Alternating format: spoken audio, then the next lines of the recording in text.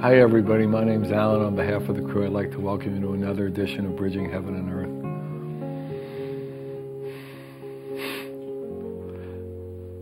You know, these are really amazing times. I mean, the expression we've been using is that the waves are rocking. That, you know, the surface of this planet, and in a certain way, you know, almost everyone's lives, there's just a lot of shaking and rocking and rolling and waving. And there's been, you know, tremendous amounts of earthly tsunamis and earthquakes and tornadoes, and what used to be a tornado that landed for one, you know, small part of Earth for 1 second now lands, you know, for 5 square miles for an hour. So the ocean, the waves are rocking. And what can we as a species do to experience an internal knowing, an internal connection, a recognition of what we are and who we are, and the infinite quality and the inclusive quality, and the experience of unconditional love that we are? How can we experience ourselves as what people have called God? Because that's what we are. And how can we, in these times where everyone that I know in one way or another are getting their tree rocked, whether it's money, around money, or relationships, or healing, or death, or jobs, or foreclosures, or housing, or something is going on in almost everyone's life. And if it's not you in particular, it's those around you. That's rocking, that's tsunamiing, that's shaking the tree. And how can we get into the depths of the ocean, the depth of who we are, the recognition of who we are, deep into the ocean where we can see what's rocking, but we're experiencing that infinite, that love, that unconditional love. And again, you know, we've said this so many times in the show, that's the gift of this time, that's the blessing of this time, that's the opportunity of this time. That all those things that are rocking and waving and shaking have the purpose and the intention to drive us into our realization, to drive us into our knowing, to drive us into love. Because the rest, you can't lean on it, you can't really stand on it, you can't count on it, because it's shaken too hard. It's too much in flux, in motion. So that which we've counted on all these years, that's what we thought would always exist. The old paradigms, the old ways of being, the old ways of relating to each other, they're just going down the tubes. There's a tsunami on this planet, internally and externally, and it's to drive us into oneness, into love, into God. And that is our blessing, that is our gift, that is our opportunity. And really, in a sense, it's our destiny. So it's just whether we do it joyously and lovingly or in another way. And in a certain way, it's not that easy to do. It's more, you know, like that old joke, you know, that's easy for you. And it's not so easy, you know, because there are difficulties on this planet. There are seeming fears on this planet. There are illusionary separations on this planet, so we can use all the help we can get. And we're getting a lot of teachers and healers and psychics and mystics and all kinds of people, whatever you define them as, to come and be guides, to come and vibrate a certain energy of the infinite and inclusiveness, to be with us and show us the way and vibrate us into the way, and be there and to come out with ways and tools and techniques and meditations to help us come into that recognition, that knowing. And tonight's guest is one of those extraordinary beings who's here to serve the love in that way. Inelia Benz, she's a spiritual teacher and really came to Earth with a clear mission, almost a singular mission. I mean, it's, you know, again, it's easy to say what the mission is, and maybe to accomplish it has been tricky, has been circuitous. And it's basically to raise the level of vibration on the planet, to heal the heart of the planet, to bring us into knowing, to bring us into connection, to help us transform in many, many ways, to love, to collaboration, to oneness, from fear and the illusion of separation. And she just does it in a really beautiful and joyous and seamless way. Now, what goes on the rest of the time and whether she has difficulty doing it, we'll talk to her about. But when you see her, when you experience her, there is that, the depth of the ocean. And, you know, again, it's an honor for us here at Bridging to have Inelia with us.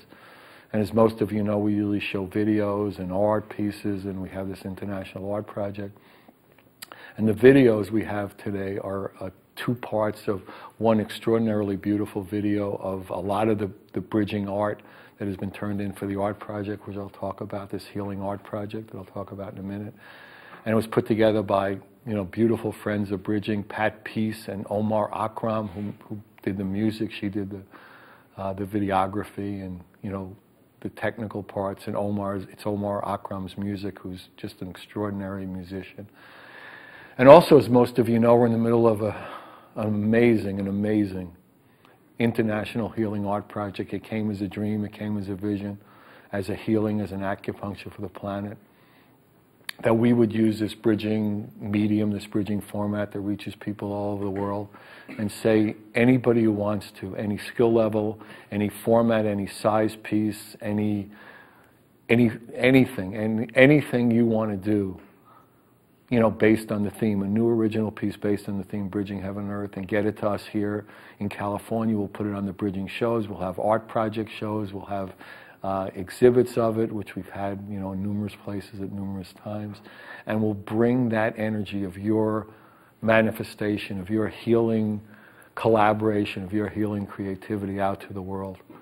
And we have two beautiful pieces. One, you know, we're honored to do. Inelia did this extraordinarily beautiful piece, Bridging Heaven and Earth, that she'll talk about and her experiences doing it, what it meant to her to do. And then we have another piece that came in from the Netherlands, from Gerben Tom, called Endless Power, you know, just another beautiful piece. And really, they're coming in from all over the world. Go to the website, heaventoearthart.com, heaventoearthart.com, and go page after page after page and see this amazing healing, all new original pieces based on the theme, Bridging Heaven and Earth, from people 2 to 90, of every different size and format and medium, jewelry and glass and sculpture and acrylic and oil and collage and just everything. Amazing, amazing stuff, and just so much filled with love. So we have two beautiful art pieces with us tonight, and we have a beautiful video of a lot more amazing art, and we have Inelia. So again, it's an extraordinary opportunity to sit in love, to sit in consciousness for the next, you know, 50 minutes or so. So, you know, let's take it and do it together. So join me in a short meditation, then we'll have the first part of the art music video.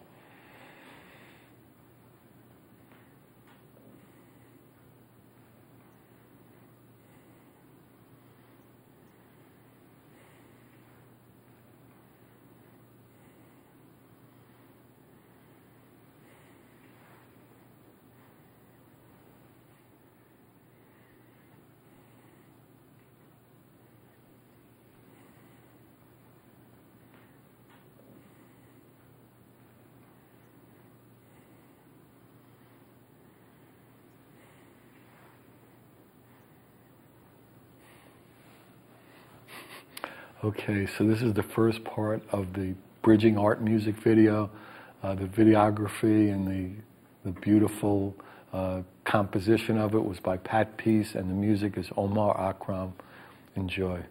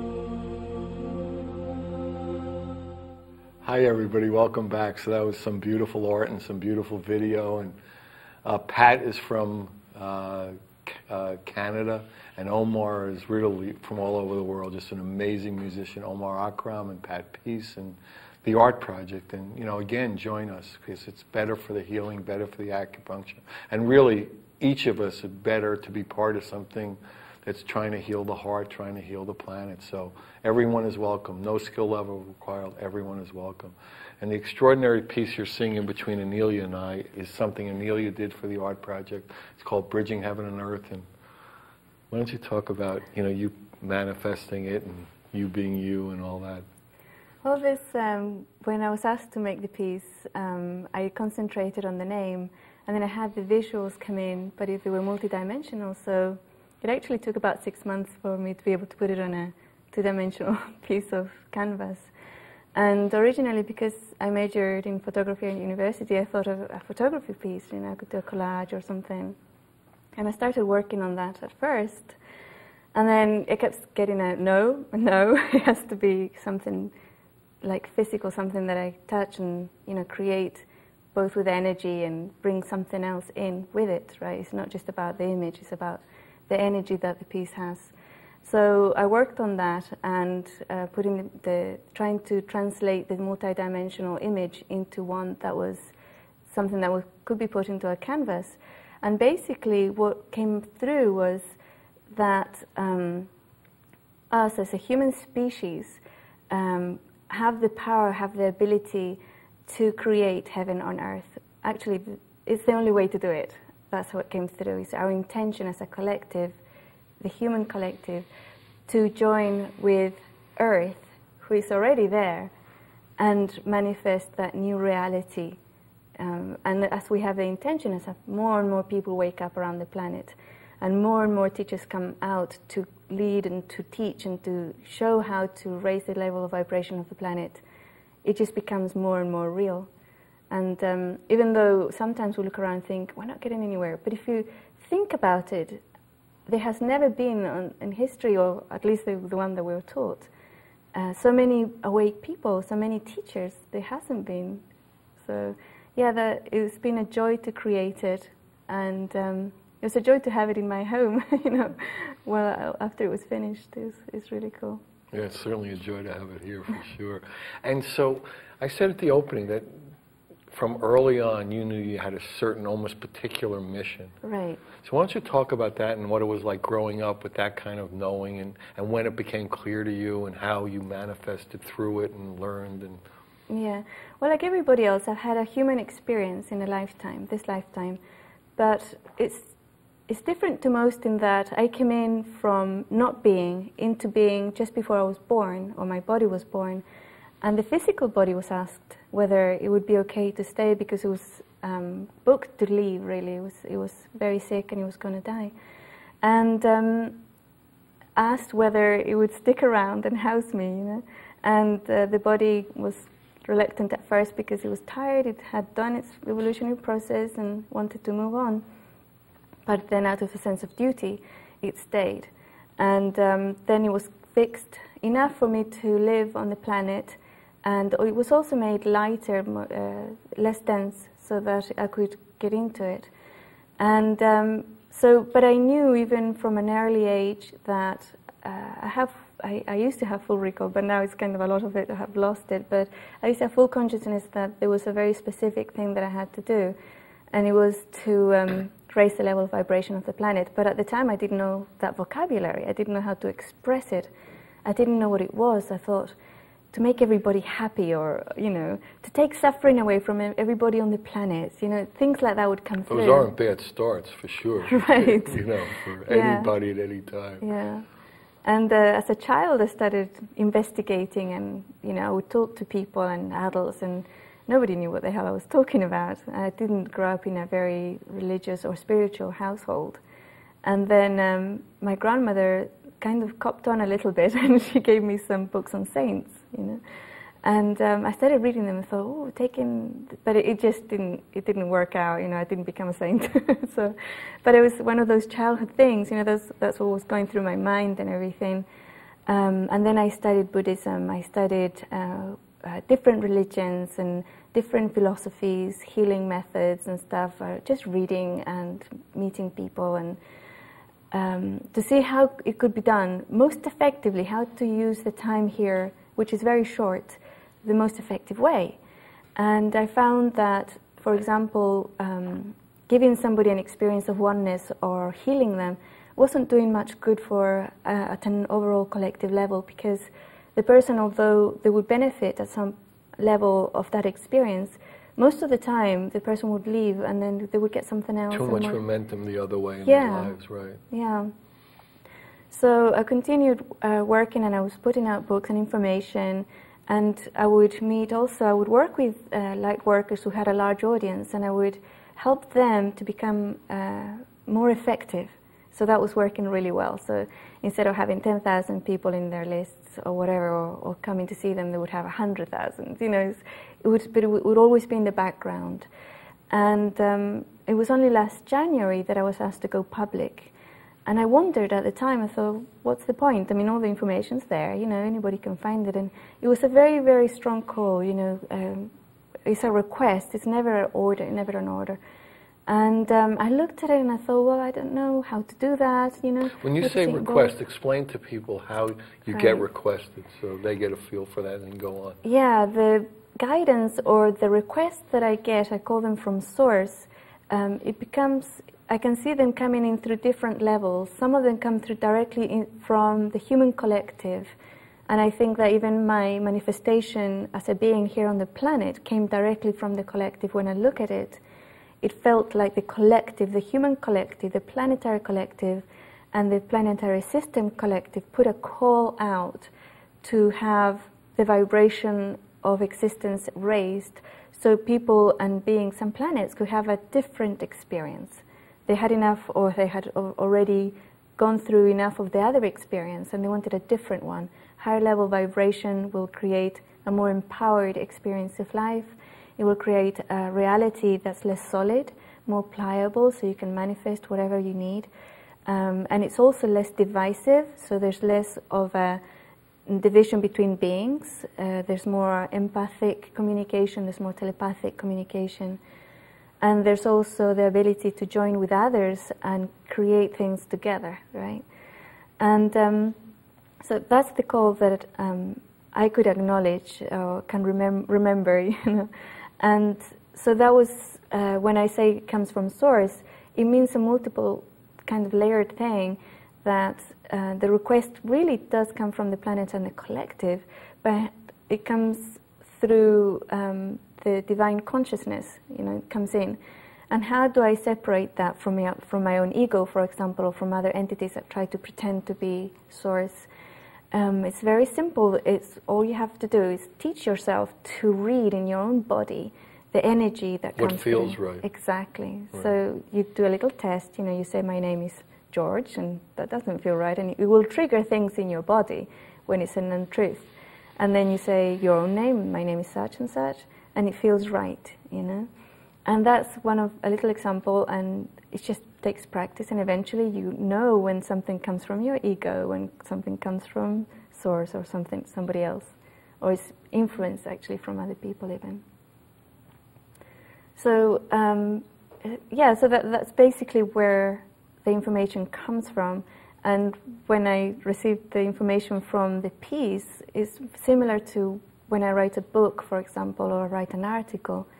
It comes in through a channel of information that I call the collective consciousness, as well as the divine consciousness, right?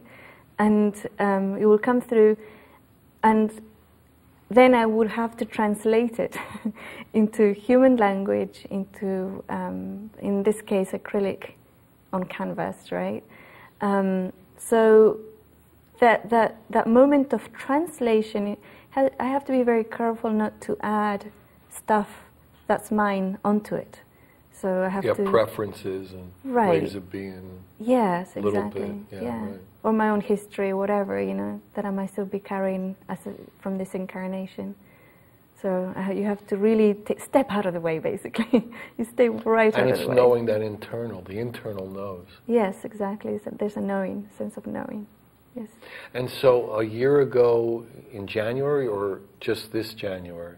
Last 2010. 2010. So almost 2 years. Oh, that's right. No, what year are we?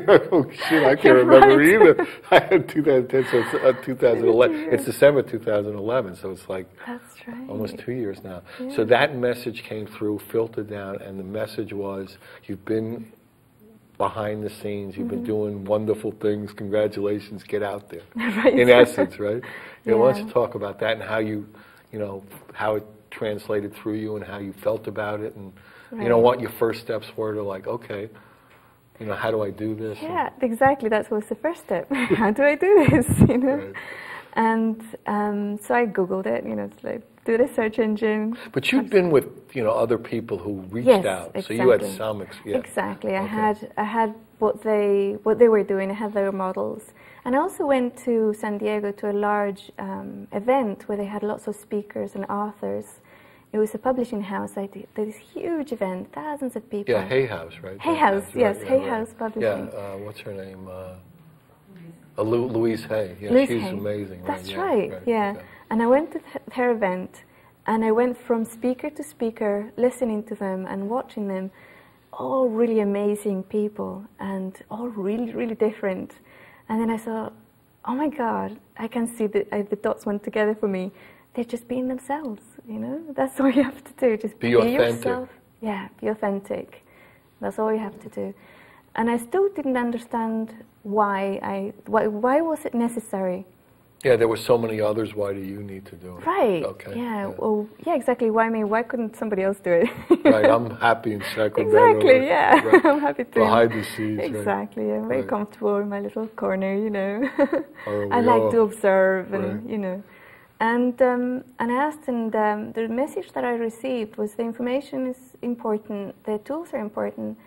However, it's a lot easier for a person, for an individual to access those tools and information if another human being, another individual is expressing them vibrating as themselves. Exactly. Yeah, absolutely. There's a field of Yeah, voice. the ideas just can't cut it anymore. Right, yeah, yeah.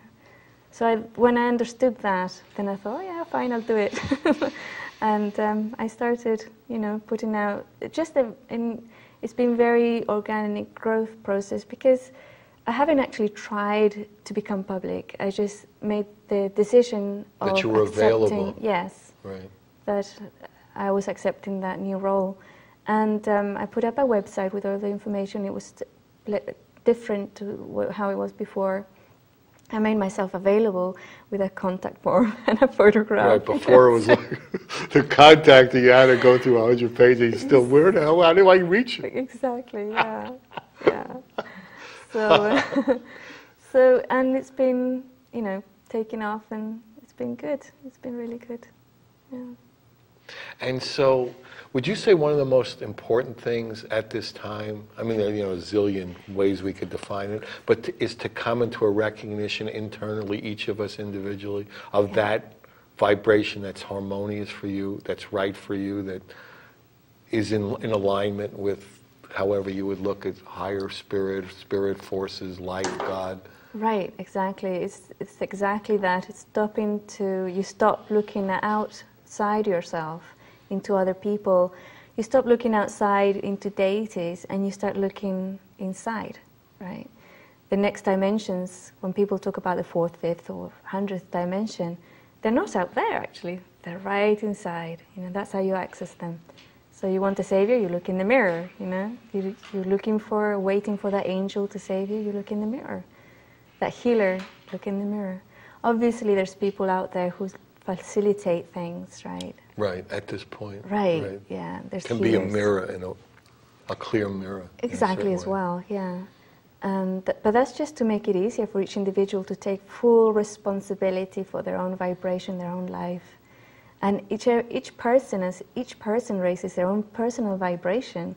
That's what does it. And that's really the key. What I found out after all those years and all that study was that I didn't actually have to do anything, you know? Right, yeah, get out of the way and it's there, right? Exactly. Yeah, it's like peeling the onion. Right, Yeah, exactly. It's amazing. Yeah. And so, now that you're out there, and if you could say to people, you know, like, to come into that, knowing that experience, these are possible tools or possible ways. Why don't you talk a little bit about that, and then we'll get more into it in the second section. Yeah. I think the most important thing and the most important tool that I have discovered is basically to process one's fear. One's fear and also the body's fears. And that doesn't mean ignoring them, it doesn't mean pushing them away, it means actually sitting down with it, allowing it to grow, allowing it to exist, allowing it to express, and then just bathing it with love and light and embracing it, you know, and acknowledging that energy. Do we have to know? Do we have to like use reason to know where the fear is coming from? Oh no. No, just the fear itself. Oh, absolutely. The energy of the fear. Exactly. It's an energy. It's all about vibration. And once you reintegrate that vibration packet that's the fear and dissolve it into love and oneness, your entire level of vibration will raise because that was pulling you down. So to become light, you know. Yeah, we talk about ascending. We're actually just getting lighter and lighter and lighter. Exactly, in vibration. And yeah, we talk about it like taking weight out of a backpack. Yes, and exactly. You just, and you start, you know, lifting off. Yeah. So yeah, the fear, and then even that will deal with the ego, because the ego is very fear-based, and it'll deal with a lot of stuff. So that would be my number one advice, to process one's fear. Okay, so we'll start with that, and then we'll do the second half of the video, and we'll come back and talk more about, ways of really coming into that internal knowing. Because really, I agree, that's like the real. So that each step of the way, you know, you can tell when you're in harmony. Yes. Because there's an internal gauge that feels right or doesn't feel right. And feeling right feels a lot better than not feeling right. Right. So that helps as well. Yeah. Okay, so we're going to have the second part of this beautiful Pat Peace Omar Akram video. You saw the first part. So bridging art music video, Pat and Omar, enjoy.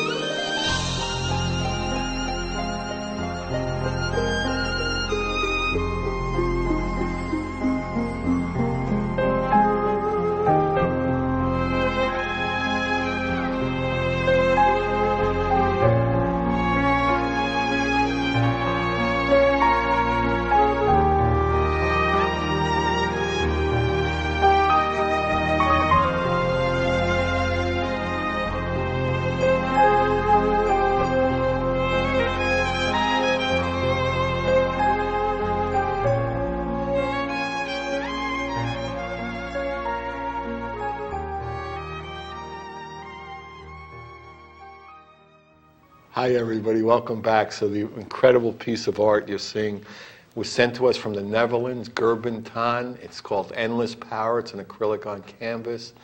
And the amazing part of this, or one of the amazing parts, you know, energetically you can feel it and see it, but it was done only with hands, no brushes involved.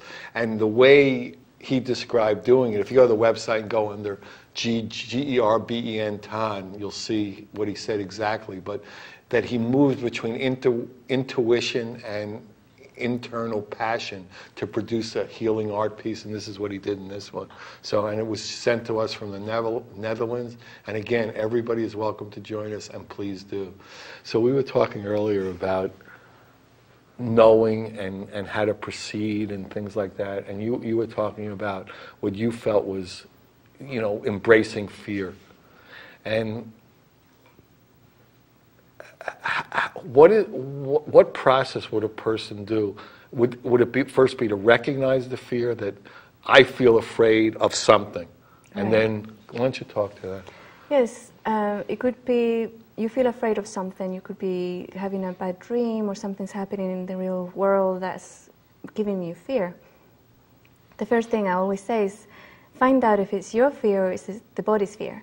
So, for example, in my personal case, if I saw a spider on my face, I would go, ah, you know, run away, or you know, and that would be a body fear, because the being is not really afraid of spiders, right? But the person could also be afraid of things. For example, a person could be very afraid, and the body also, of loss. Loss. Death, for example, losing somebody, or losing their job, or losing their home, or loss in general. And there's a lot of that fear on the planet right now, the fear of loss, the fear of change, the fear of what's happening, what's coming.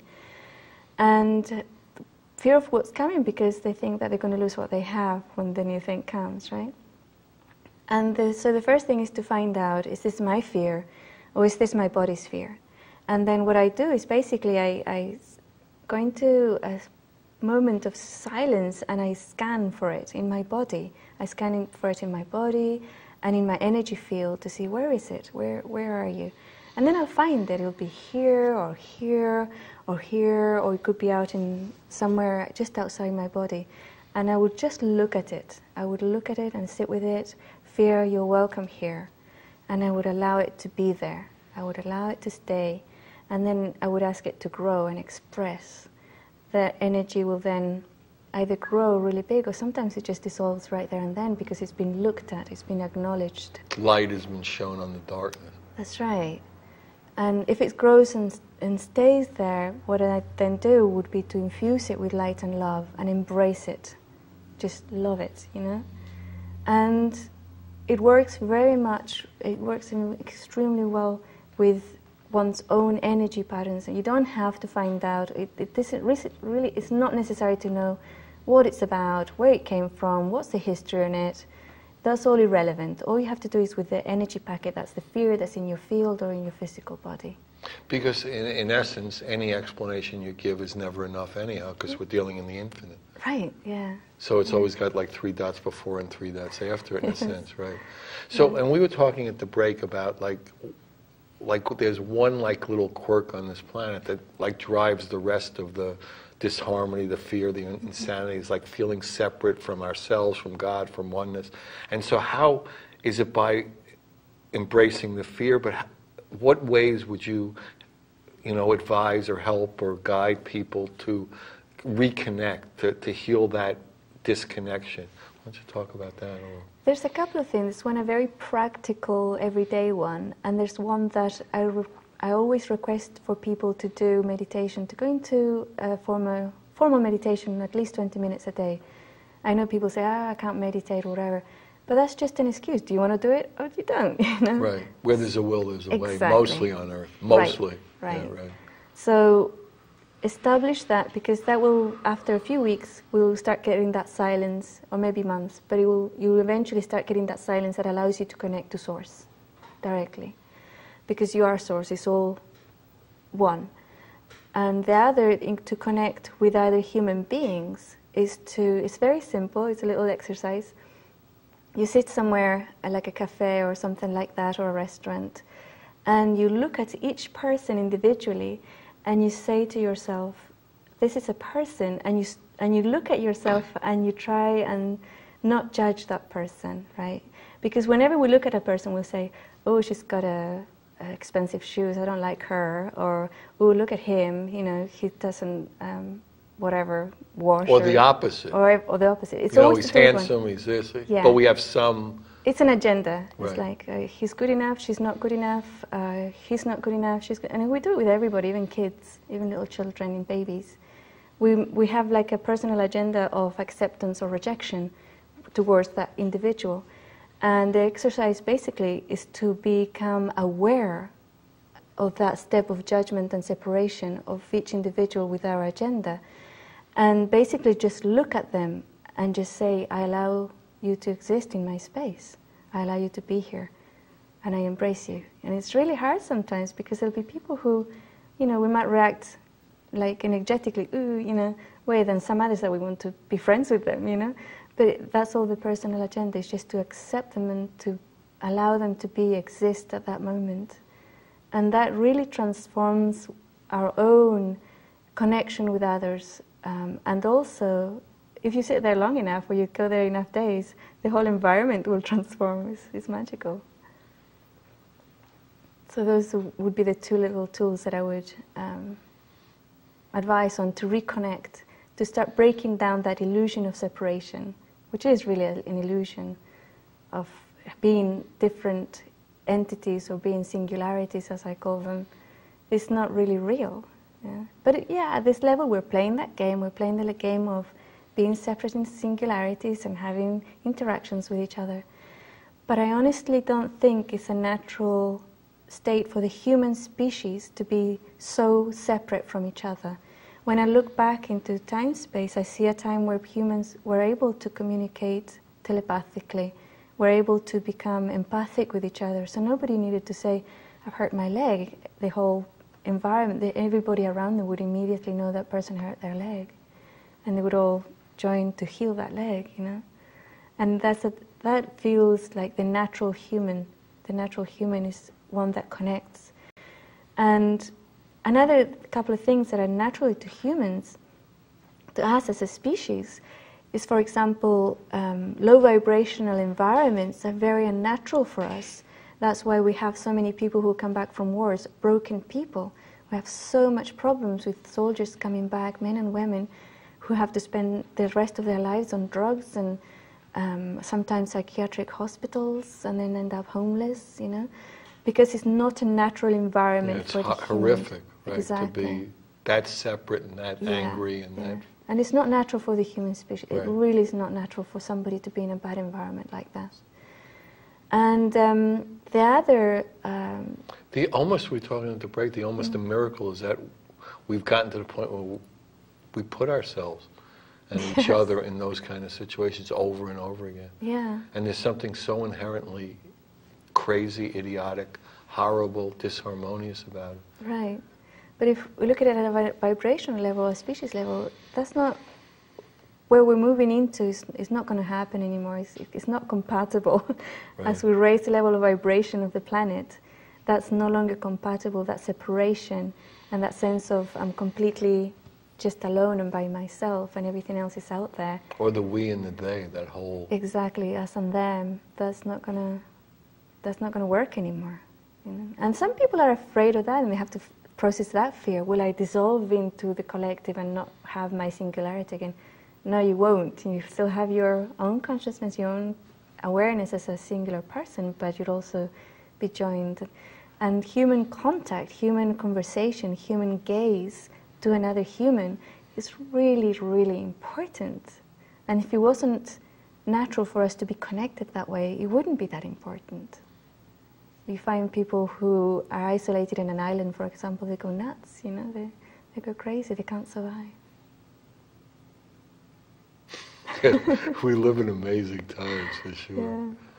So, and you're seeing that, you know, now that you're out there and you're more public, that message, that vibration, that gift, that energy is really desired, you know, throughout society, throughout countries. I mean, it's just really having that impact. and more and more people want to experience that. Yeah, absolutely, yes. I find that people really resonate. And I always say, the proof is in the pudding. Try it, Yeah, it feels a lot better, like we said. Exactly, try it. Do it yourself and see how you get on with it. You don't have to take my word for it, right? Do it yourself and see, does it work for me or it doesn't? And the person has to be their own authority. They have to decide, because that's the whole point, isn't it? Each person taking full responsibility and search and look and see what resonates and what doesn't. And be authentic, like you said, be authentic. And trust in that. Yes. We've talked a lot earlier in different shows about you lean on the rubber cane, and that's what we do a lot in this society, but then you get a cane that you really can lean on. And that internal knowing becomes stronger and stronger the more you lean on it, and really harmonizes and brings joy to your life. That's right, yeah. And as soon as you start listening to that, then you get all the synchronistic events, and the environment reflects back. Yeah, I actually heard an interview where you described, and you expanded on that. Why don't you talk about that? Because I think that's really interesting to people. That once you have that internal knowing, that everything kind of, the birds talk to you about it, in a certain way, and you open a book and your child says something. That's right, yes. Yeah, that's really fascinating. Once we start listening to our own internal compass, the environment that's supposedly solid and separate starts reflecting the same messages back to us. And sometimes I've heard the question, how do I know how far advanced I am in my ascension? How do I know if I've made it, whatever. Well, once you stop asking those questions, it's a start, right. But that's a whole other thing. The fact that they're asking is a good sign. At some point. Yeah. Depends how long you ask it. Right, yeah. If you wear the cast on your arm after it's healed, maybe be better off getting rid of it. It is heavy. Yeah. Yeah, go ahead. A really good way is how much are you listening to your own authority, your own knowing, and also how much synchronistic events are happening around you, how much are you bringing into your life that's really supportive of your mission of your life itself. And then you'll know. And there's really no way around it, really. Once you start taking that on and becoming responsible, raising your own vibration, it just resonates all around you, and the environment will give you those messages, those magical little signs, and things that are completely kind of impossible happen, and it's really awesome. Yeah, there are more and more miracles in every step of the way, whatever, the whole thing is a miracle. Right. But you start to recognize it in little and big ways. Yes, yeah. And it can be really simple things, like a little object in the right place. Yeah. And like you mentioned, my son, or a child bringing you something, I had one of those. My little boy brought me a white feather. And I was looking after I read, I can't remember his name now, this Brazilian author, Paulo Coelho, his book, and he talked about that he decided he was going to make a sign that if he received a white feather at a certain time space, he was going to write the book. And sure enough, he went to that the space, and the white feather dropped in front of him. So I thought, oh, that's a really good sign. I'd like to use that one. And so I went out, and I was working on a book, and my little boy was a toddler. He was toddling along, and I was really tired, and I thought, I really can't do it, look after my toddler and home and write this book. And so I wasn't sure, and thought, I'd really like to know if I really meant to do it right now. If I find a white feather, then that's it. And then he runs off, my little boy runs off towards a tree, and I was in a park, and I was watching him, and then he comes back, he was delighted, he was so happy, and he comes back with this really dirty, crumbly white feather, and so he goes like this, and I go, whoa, that's amazing. God, really? Yeah, that's fantastic. Yeah. And he saw that I was so happy with the feather, and he's 5 years old now, he still brings me feathers every time. Oh, really? Yeah, it's interesting how we're like that, Yes. Because we get habitual. Almost, it's interesting because here's somebody 3-4 years old and gets habitual almost immediately. Right, I mean, the human species is amazing that way. As far as he's concerned. Yeah, that's what brings you joy. Yes. And brings you, because making you happy makes him happy. That's right, yeah. But it's interesting how, it's like we go to the beach if we have a good experience of the ocean. Yes. You know, we try, or the guru, or, you know, something, you know, and it's just, it's tricky not getting you know, habitual and really being born again every moment. That's right. Yeah. And that's really what we want, to be that, you know, free and spontaneous. You know? And spontaneous. And deciding our own language, because a lot of people ask me, well, what does this white feather mean? I received a white feather, I don't know what it means. So it's not about the white feather. Right, it's not about the you know, the green outfit or the white. No, right. It's about you deciding how you converse with your higher self or with the environment. You decide. You can decide one day, okay, I'm going to see a gem, the yellow gem today, and if I see the yellow gem today or next week at 2 o'clock on Tuesday, then, and you see it, then that's really strong. Yeah, a lot of people do license plates or clouds. Or, yes, exactly, numbers. Know, yeah, however 11. you talk to your environment, that means something to yeah. you. Yeah. So for like, with a minute, like if you could tell the world something that, you know, you're here, and this is what I was brought here to vibrate, to express, to tell you. If you could do it in words in a minute, go. It's the most important thing that we have to learn as a species is how powerful, amazing, and divine we are. Each individual person is an extremely powerful divine being, and there's a lot of forces out there that don't want you to know that. So now we know. That's beautiful. Yeah, that is very beautiful. Yeah, and we were saying earlier, you know, whatever you think you are, you're more, because you're this infinite, included, Absolutely. amazing being. So, you know, really, I mean, this has been a tremendous experience to, you know, have you here in the painting and all that. And so if you want any information about Inelia, about the art project, really understand that the art project is for everybody. And the art project is as a healing, as a service, as an acupuncture, as an expression of collaboration, creativity, and love.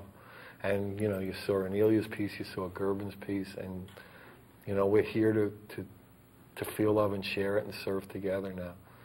So if you need any information, it's Alan, 805-687-2053, 805-687-2053. And if you want to watch any of the shows, I mean, you saw this incredible show with Inelia, but there are 280 other shows. YouTube, put in Bridging Heaven and Earth, and they just come up and come up and come up. And we've done so many shows with so many beautiful teachers and healers and psychics. And so, good night. Thank you. God bless you. Thank you.